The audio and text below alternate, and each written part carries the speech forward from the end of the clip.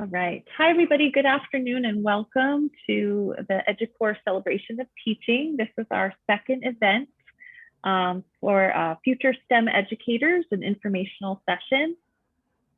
My name is Asia Leduc. I am a faculty member in the School of Education. I work primarily with our multiple subject credential candidates, but also with some undergraduates taking our prerequisite courses and with our graduate program.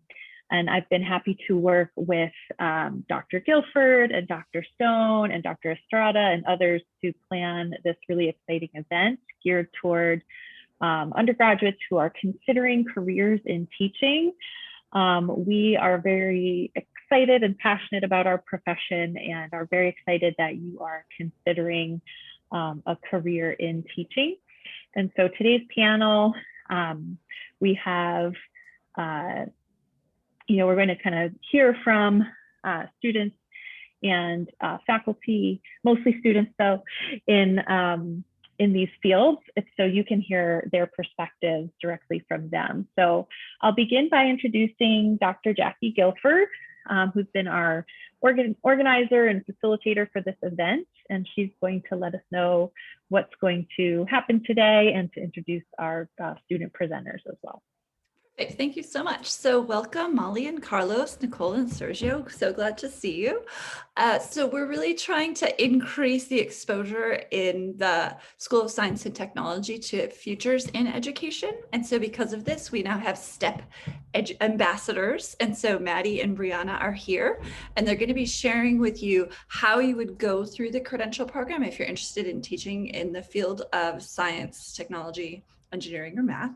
And then they're going to take all the questions that you have for them. So Maddie and Brianna, I'll let you introduce yourselves and give you the option of, asking questions to our guests up front or having them introduce themselves later, however you want to do it. So it's all you. Thank you for being here. I'll go ahead. Oh, okay. My name is Brianna Barajas. I am a first-year teacher, currently teaching 6th and 8th grade science at Adele Harrison Middle School in Sonoma. So it's definitely been a very exciting first year to go into teaching. So we can talk about what that looks like at the end if anybody has any questions about that. I graduated from the Sonoma State Teaching Credential Program just last year. And I actually did my undergrad at Sonoma State as well. I got it in biology. So I can kind of talk about all things Sonoma State if anybody has any questions and what that path looks like, but I'm excited to be here. Hello, everybody. So my name is Maddie Heisler. I am a second-year teacher. I teach freshman level math at Armio High School in Fairfield. So I traveled a little further out there. I am also a graduate from the SSU math department for my undergraduate degree, and also from the SSU single subject teaching credential. I graduated undergrad 2018 and then the credential in 2019, and I've been out in the field ever since. I'm very happy to be here and kind of encourage you guys to also maybe go down this path with us. Okay.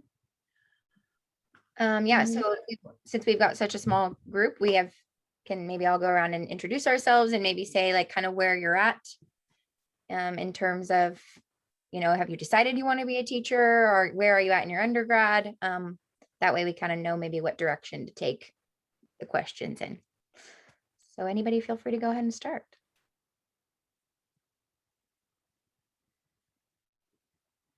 Sergio, wow, thank you for raising your hand. Go ahead. How's it going? Yeah, Sergio Santiago here. I'm currently working with children who have autism. I'm going on my 4th year. Prior to that, I was just working with children of a after-school program, Boys and Girls Club. I'm a transfer student from the Santa Rosa Junior College. And then this is actually my first year at Sonoma State. And then I was able to apply for the integrated teaching program for special education. So then that's the route I'm doing currently.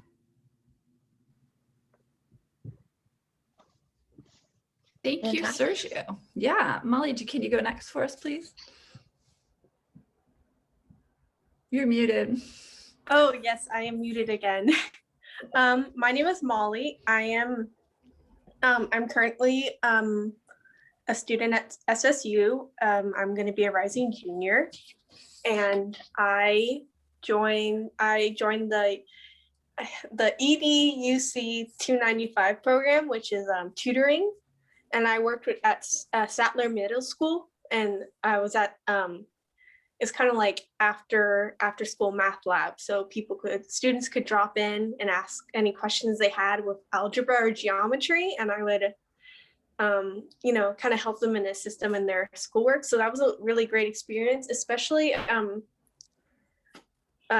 working with the teacher, Mr. Garris, and yeah, and then there's Megan McCovey. She's going there, and she's also currently working there and getting her teaching credential. So it was really great to talk to her and talk about kind of like that balance she has, like doing like actual in-person, or like I guess nothing's in person, but like kind of actual applying it to students and then while getting your credential. So it was very good insight, because I have been very curious, and this was a very good experience to because I was thinking, teaching, STEM or biology would be cool, but I'm not really sure where to start. So this was a good way to kind of like show how it's possible. Awesome, thanks. Carlos, can you introduce yourself, please? Yeah, hello. So I'm Carlos Madrigal Lara. I am currently a junior at Sonoma State, obviously. And so I only need 2 more semesters to graduate with my undergrad. And I have decided I want to teach. I want to teach mathematics at the middle school level. But recently I decided that I wanted to pursue a master's degree in teaching.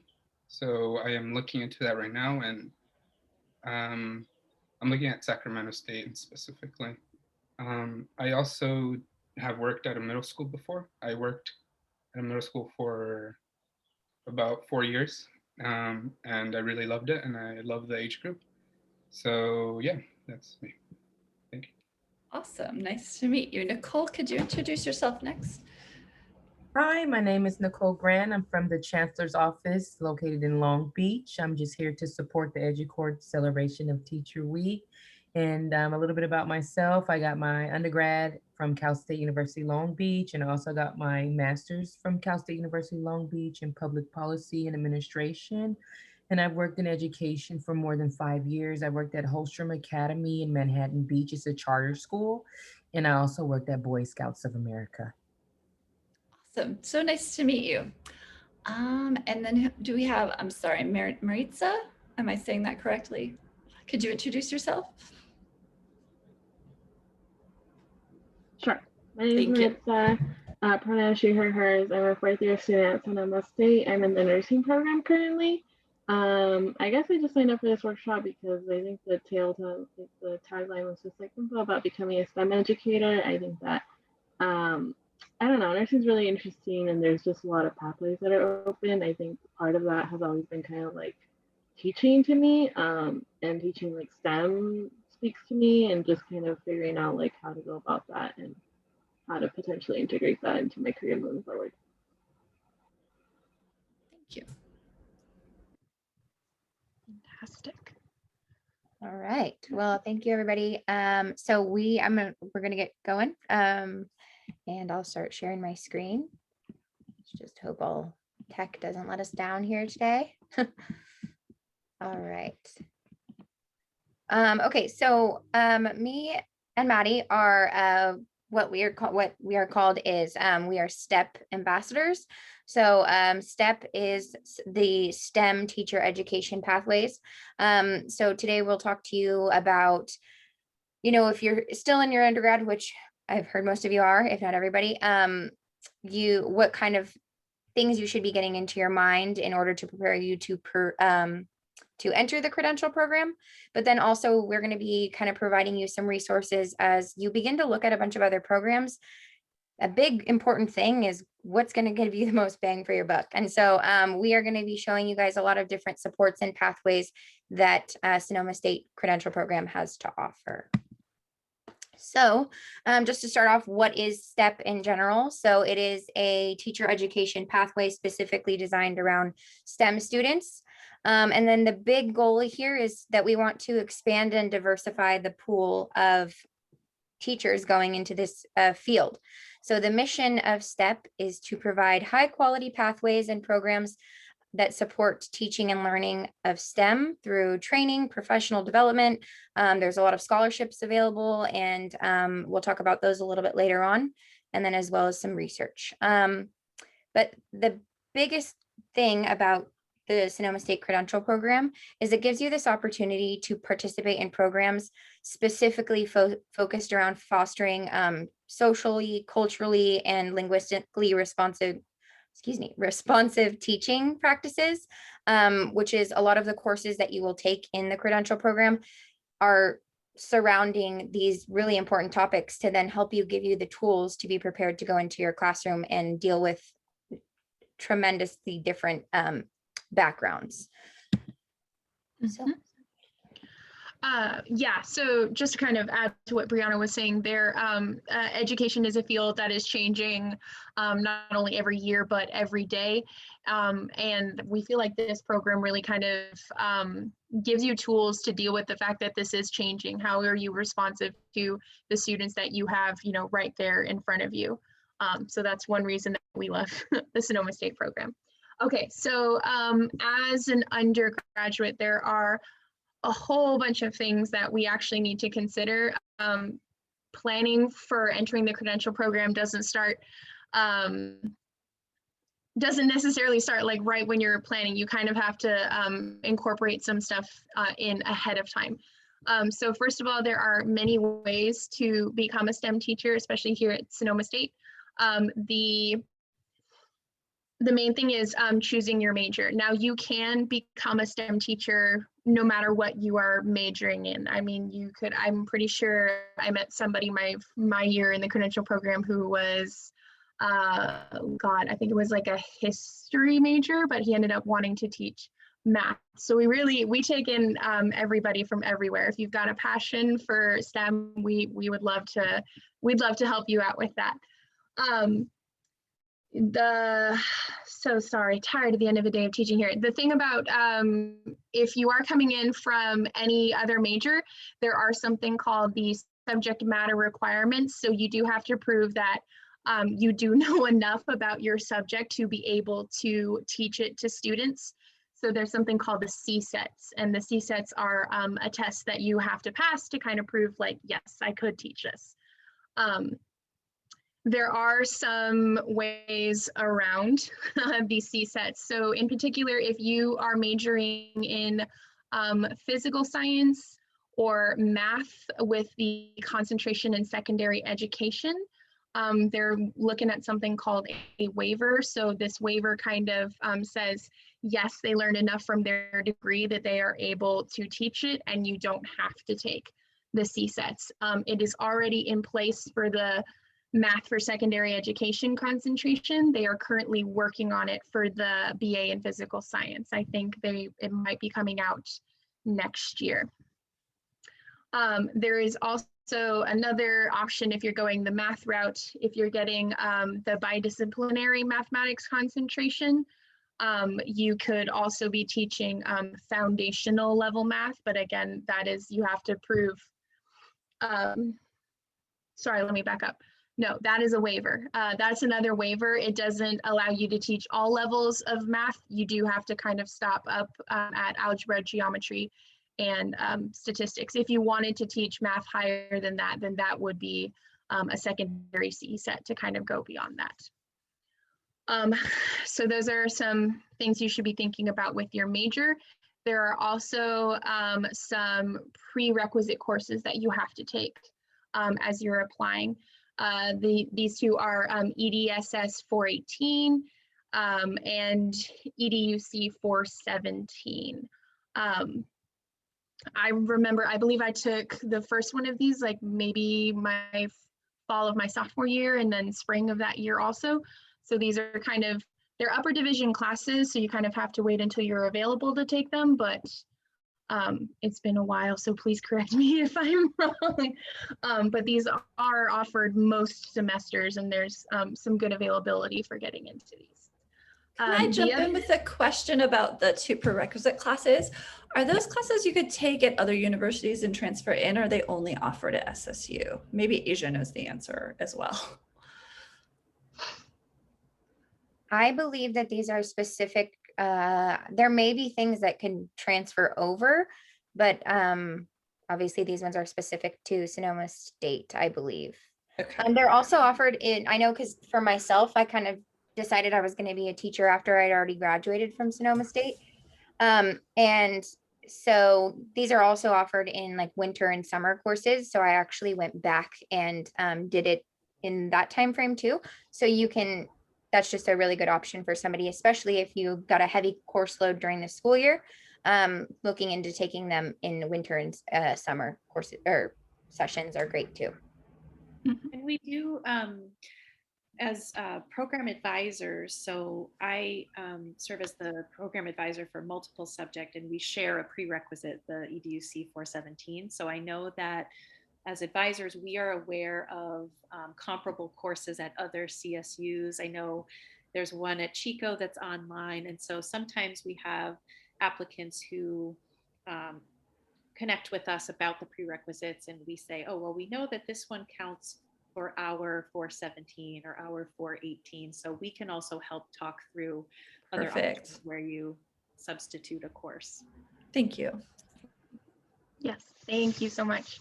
It has been several years now since I've taken those courses. So another requirement that you probably want to be thinking about during your undergraduate career, and it sounds like quite a few of you have maybe already met this requirement. It sounds like you've done tutoring, working with kids at different middle schools.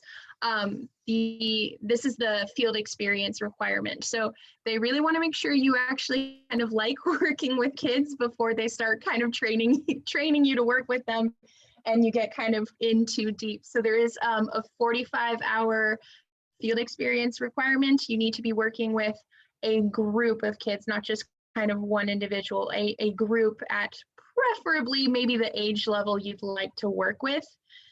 Some great examples of this are tutoring, coaching, assisting in a classroom, or doing after school programs. Like, again, it sounds like many of you are kind of already doing.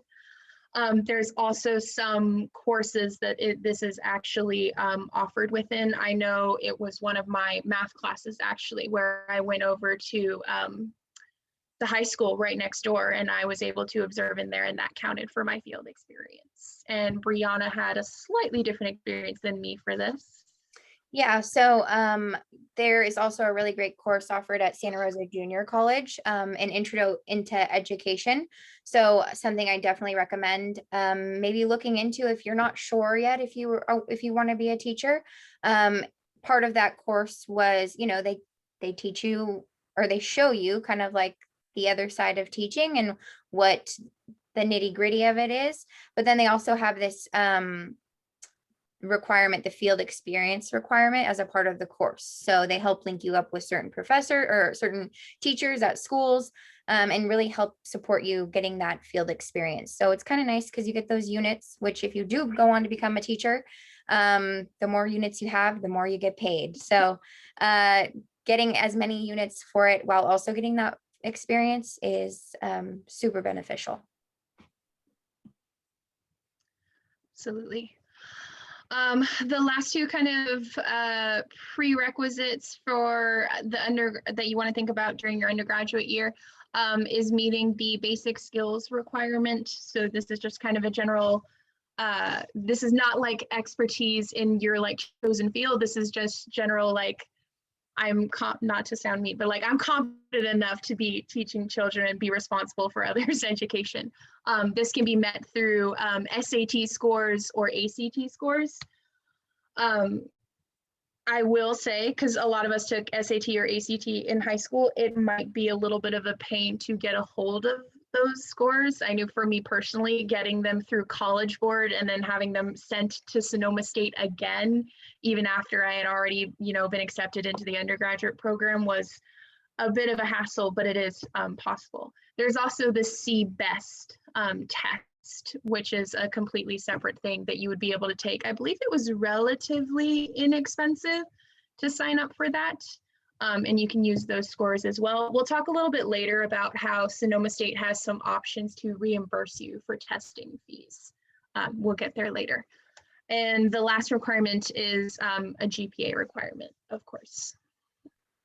2.67 or 2.75 in your last 60 units. Do we want to pop? Sorry, go ahead. Well, I was just going to mention that. So at the beginning, we mentioned that part of the mission of this program is really focused around like the social and emotional aspect of the children that you're going to be working with in the future.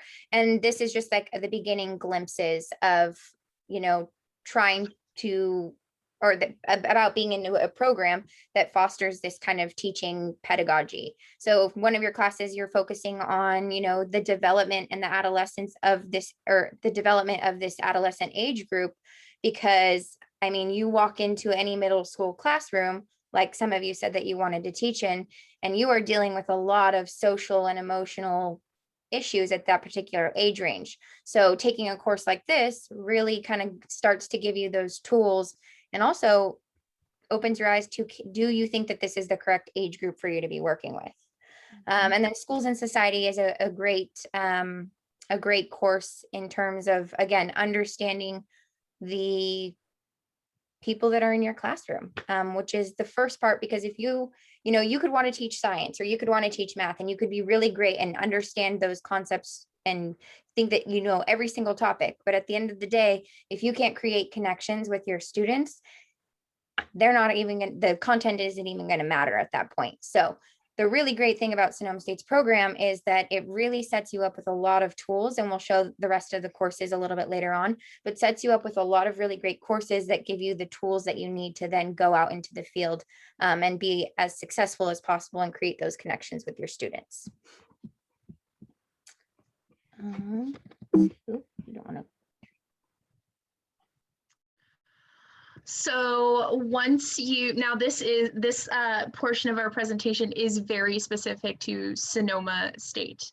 I will say that now, if you're maybe considering a program at another school, like if you're considering maybe trying to get a master's program alongside your teaching credential at the same time, I would love to tell you more about that, but this part is very specific to Sonoma State. So we'd like to kind of share with you what supports can you get while you are in the credential program here at Sonoma State. Okay, let's go ahead. So there's two kind of routes you can go that kind of interweave together, but the first one is the rather traditional route. You're a part of the credential program without kind of any extra little pieces in here. So the first thing is some financial support. So like I mentioned earlier, you can get some reimbursement for some of your testing fees, like for the CSET and the CBEST, because they do cost some money, and especially if you have to take them multiple times, that can add up. And SSU would like to help you out with that and reimburse. There are also stipends that happen. So I know for me personally, it was really a struggle to be in the credential program. And because that takes so much time, it was hard to do a lot of work outside of that. But, you know, I still had to pay rent and buy some groceries. So through Sonoma State, I received some stipends to kind of support me during that time so I could focus on my work in the credential program. The amount kind of varies year to year. It depends on how many people are in the program, but there is always some kind of monetary support for you there. Your work through the Sonoma State Credential Program could qualify you also for the Teach Grant or the Golden State Grant. So these are not loans, not really like loans, they're grants.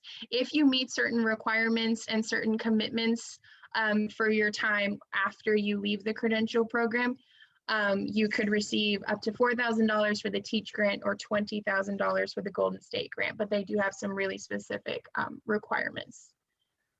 In terms of what you are required to do, if you go the traditional route, you're admitted into the single subject program and you have to kind of fulfill all the requirements. So you have to do all of your coursework, of course.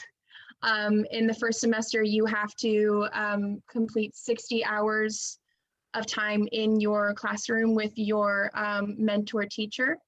You will be actually like in a classroom with a teacher. It depends on who your mentor teacher is. You could be doing a little of the teaching, you could be mostly observing. It really depends, but there are time requirements for that. Second semester, those time requirements increase. You spend more time in the classroom taking on more of the responsibilities. And there is also the EdTPA, which is the assessment to actually receive your teaching license. So those are just the things that you have to do as a single subject credential student. Beyond the program, so once you leave the credential program and move into your own classroom, the really great benefits of Sonoma State, and we've mentioned this before, we have a really big focus on social justice. We want to serve the very diverse population that we have in California, and Sonoma State kind of really prepares you for that. You also receive through our program a full year of in person this year, but in-person teaching experience with a mentor teacher. And you're also being supported by many people at Sonoma State, your professors, your supervisors. You have a lot of people who are going to do everything that they can to help you succeed at this program. Okay. All right. So another pathway, so if you are somebody who is just in the traditional program, but maybe you want to take a one step farther, or maybe you want a little bit more financial support, there is also the residency fellow program. So in terms of financial supports, you're getting all of the traditional pathway supports. So for example, as Maddie was mentioning, that there, money varies from year to year, just depending on size of your cohort. My year, I believe you received 2,000 in the first semester, 2,000 in the second semester. Obviously, they don't give you the full thing at the beginning because they want to make sure that you, again, meet all those requirements. So whatever your cohort size is, they take that money and they divide it amongst all of you. So it's a really great support. But if you were to join the residency fellow, you would get that money and then an additional $12,500 for joining this as a residency stipend. And then you are still eligible to receive both of those grants as well. So in terms of program commitments, it's again still all of the same as the traditional pathway, but the fellowship is going to require a little bit more from you. So there is a North Bay Residency Fellow application to be filled out, and I'm assuming an interview process where they'll decide if you can come in.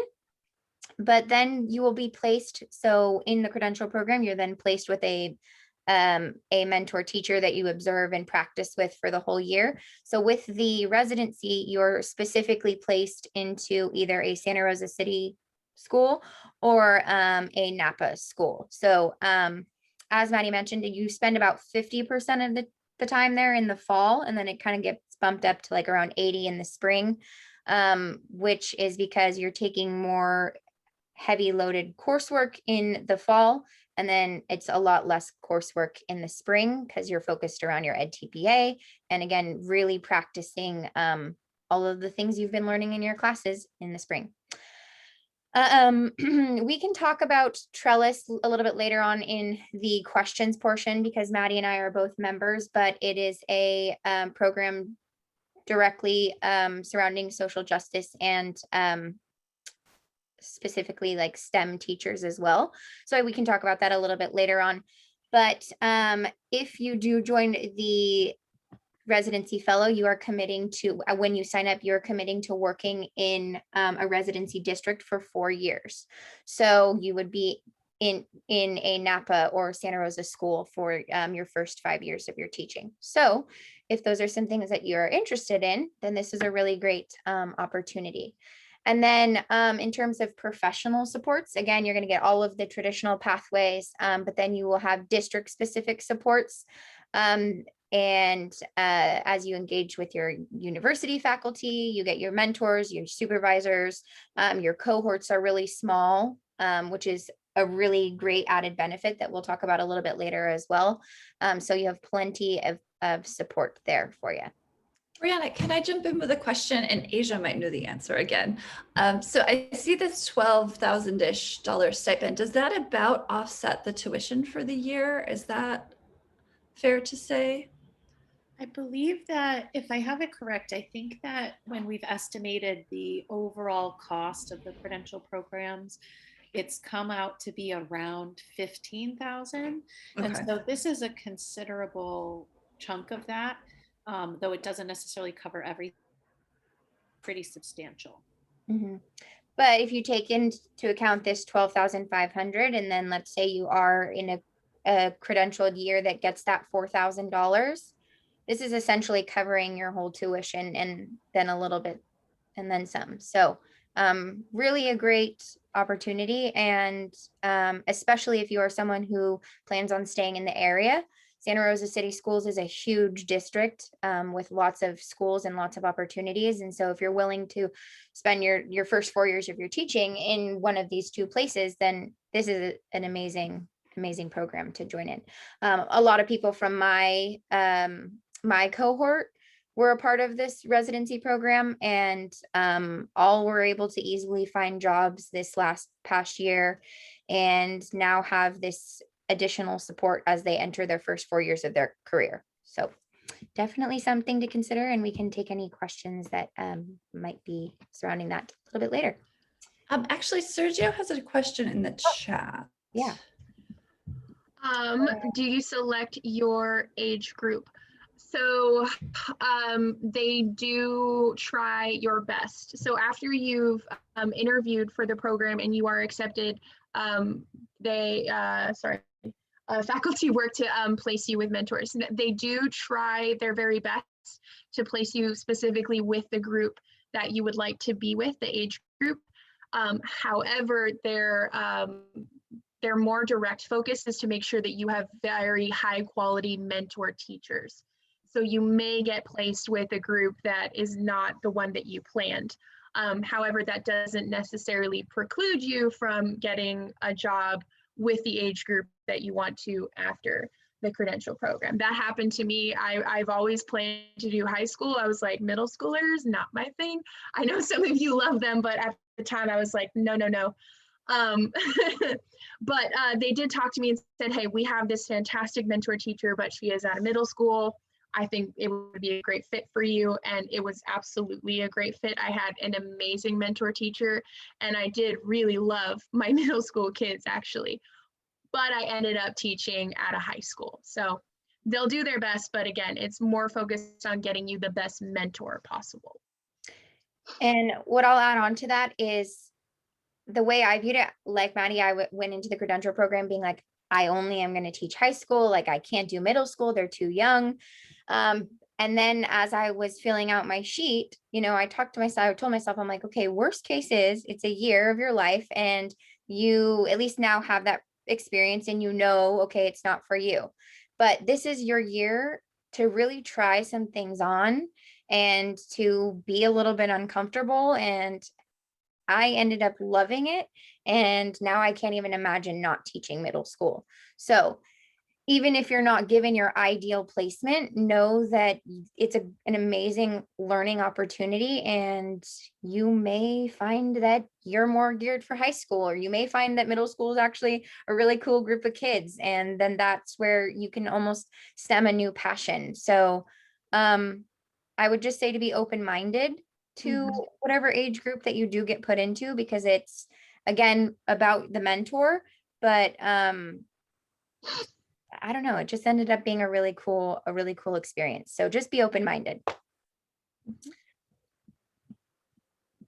Okay, so this last little portion, so we've now talked about the pathways, but we want to kind of focus in on some of the really great highlights that might be kind of a deciding factor for you when looking at a bunch of different programs.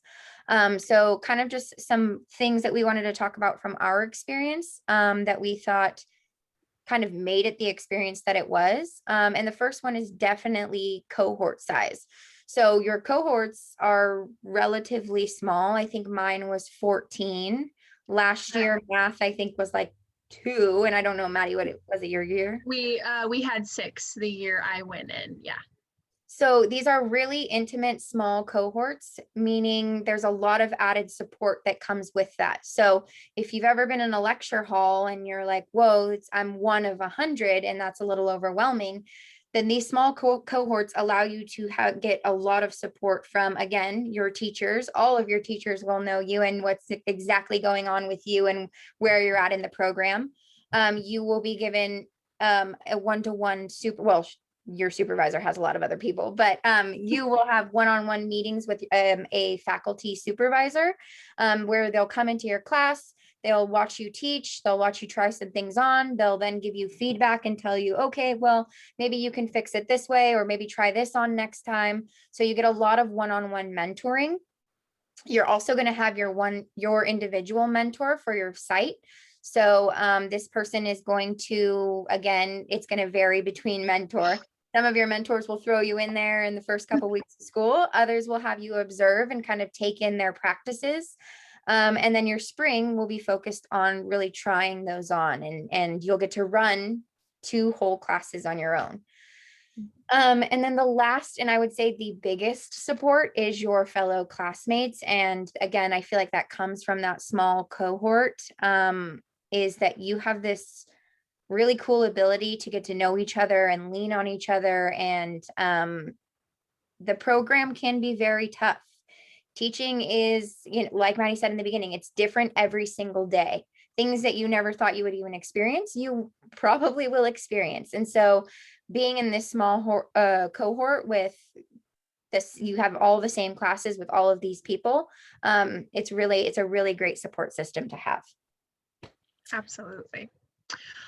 Another great fixture of our experience was CLEs. CLEs stand for Collaborative Learning Events. Sonoma State partners with an organization called Trellis. Brianna kind of mentioned it briefly earlier.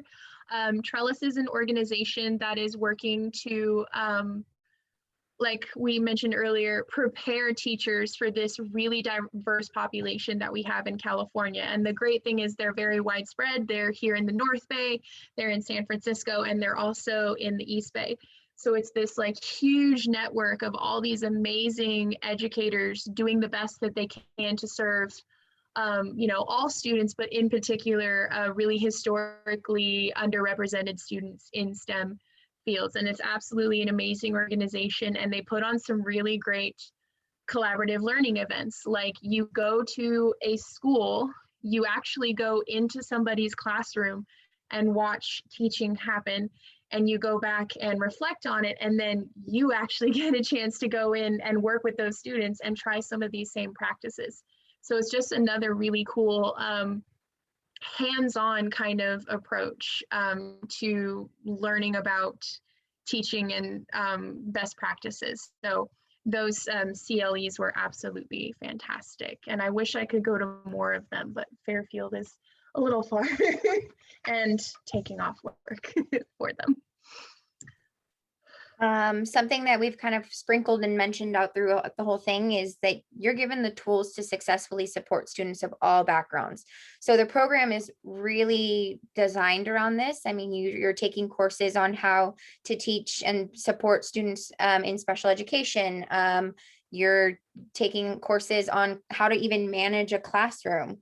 You're taking classes for designed to help support English language learners. There's courses designed to help you just create equity and access in your classroom. So all of these things that you see on a daily basis inside of your classroom, you're taking these classes to then gain the tools to then go and try them on in the classroom and use them as you enter your career, which leads into that next bullet point of it being a very practice-based approached program.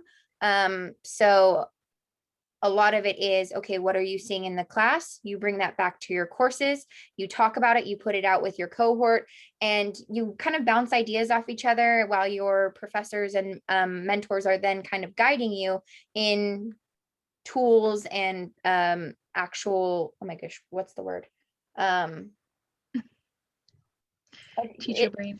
Yeah, it's like they're just giving you the tools that you need to then go back into the classroom. But it's a lot of, it's not so much like textbooks, it's more about using the experiences that you're having in the class, bringing it in and having the conversation surrounding that practice. Mm-hmm.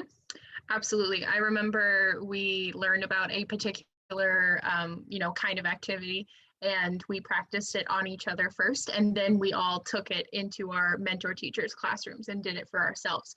So we're really, like I said earlier, like hands-on kind of with everything, for sure. Another great thing was there were lots of networking opportunities. So like I said earlier, the CLEs, you're meeting with people from across North Bay. You might even see sometimes some folks from San Francisco and the East Bay. However, there were also some really great opportunities outside of that. They make it a point to take us to conferences, teaching conferences.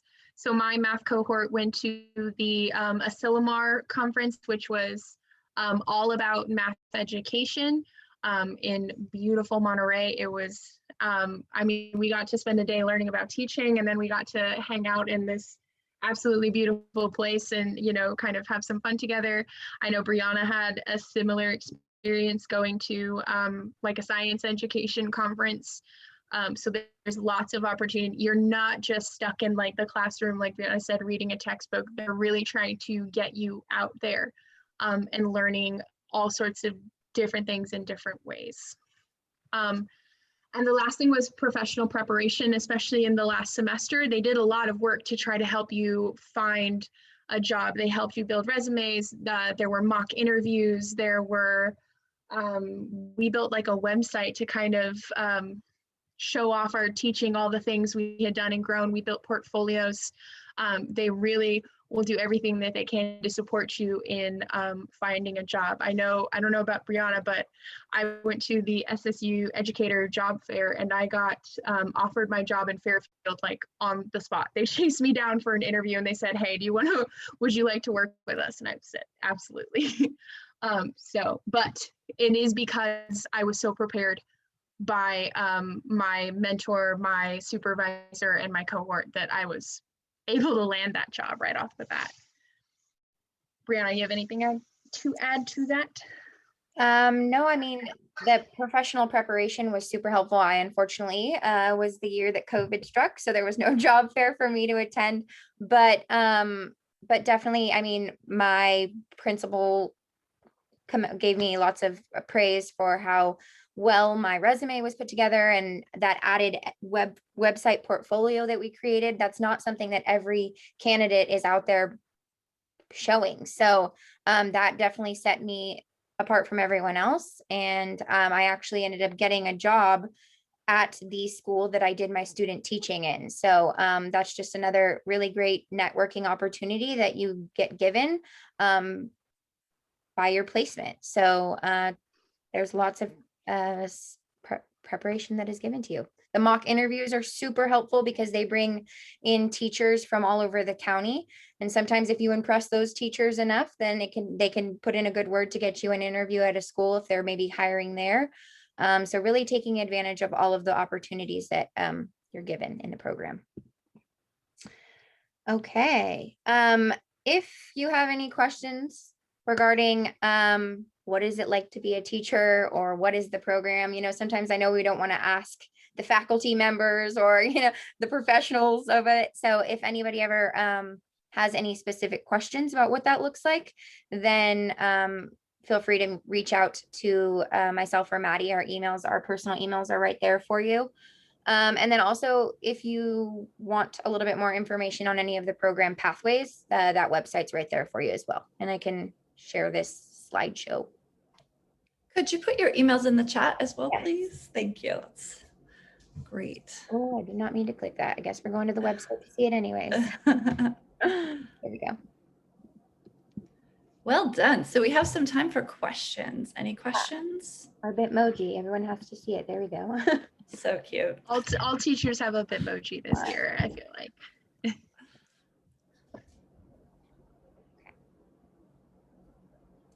Yeah, so if anybody has any questions, I guess I could stop sharing so we can all see each other.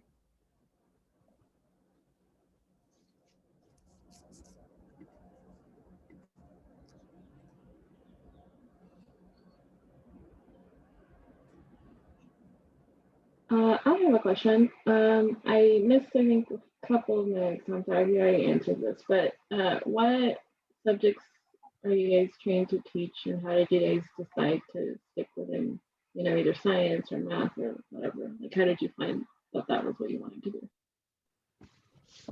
That's a great question. So what you are allowed to teach kind of depends on, what degree you were going with and what your CSET looks like. So I am able to teach all of math from middle school all the way through high school, AP, whatnot, because of my degree in math with secondary education concentration. I had a waiver, so I did not have to take the CSETs. The level of math you can take depends on either the level of CSETs that you pass or, if you have that waiver. For me personally, I've always known that I wanted to teach. Like, I saw my kindergarten teacher and I was like, hey, that's it. That's what I want to do. It's not until I got to college, because I was going back and forth about it all throughout middle school and high school about what I wanted to teach and who I wanted to teach. It wasn't until I got to SSU and I had an amazing professor in the math department, Professor Morris, who kind of made me fall in love with math again, and other amazing faculty like Dr. Martha Byrne, who made me fall in love with math education, and specifically math education for social justice. Math and science are so, there are groups that are so underrepresented in it, and so many people that think they cannot do it, they will never be able to do it, that it's just like, no, I want to help. I want to kind of change that. So that was what made it math for me. So I did not know I wanted to be a teacher my entire life. I was very fortunate enough to have really great teachers throughout my life. But when I went to Sonoma State, I got my degree in biology, and I was so set on going to be a nurse, actually. And I started doing my volunteer hours that you need a million of, and I realized that I'd always wanted to do a job that I was helping people, and I wanted that satisfaction from my career. But I realized that that was not the capacity that I wanted to help people. And it actually, unfortunately, happened to be around the same time that one of my teachers in high school very abruptly and tragically passed away. And I think that in that, I was able to then kind of reflect on that. And it opened my eyes into being that this could be how I want to make that daily impact. I want to show up for my kids, and I want to, do the best that I can for them. And then I went and I took that introduction into education at SRJC, and I was placed at Rancho Cotati High School. And I saw the greatest science teacher ever. And from that moment I knew. So then I started doing all the prereqs, and I started doing all that stuff. And like I said, I never thought middle school was going to be for me, but then I went, and I again had this a really amazing mentor and this really amazing group of kids. And here we are 8 months later into it. Yeah, great question. Thank you.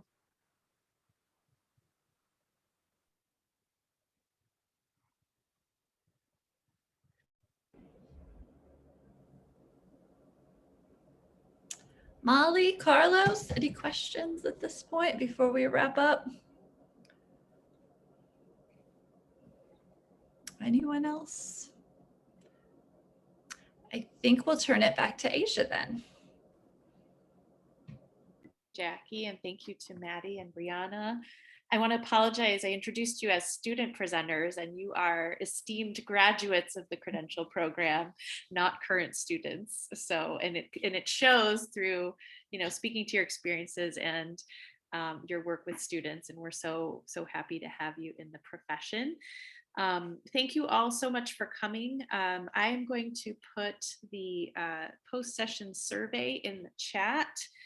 We hope that you might take a minute or two to let us know how this event went for you and what we might include if we were to do this again, and what did you really appreciate from the presentation. Thank you again to Jackie for putting this all together and getting our great panelists and all the time and thought you put into your presentation. I'm going to just quickly, if it lets me, share my screen. And I apologize that I can't quite get it to just show the slide. Technical difficulties. But I just want to let you all know that if you are interested in attending tomorrow's session, we have a session for future multilingual educators and informational, very similar to this one. And then on Tuesday, around the same time, 4 to 5, we have another panel. This is the one with the current credential students, and they'll be representing multiple subjects, single subject, the special education credential program. So we'll have a few folks, as well as some of our student services specialists who know all about the application process and what goes into that. If you want to learn more about EduCore, our IG is there, and we also have a web page. I put a link in the chat, and yeah, we hope that you'll join us for some of our other events. We have them going all through next week and the week after, through the month of April. And just thank you again for spending your time with us. And we hope that you will reach out and continue to consider education as a career.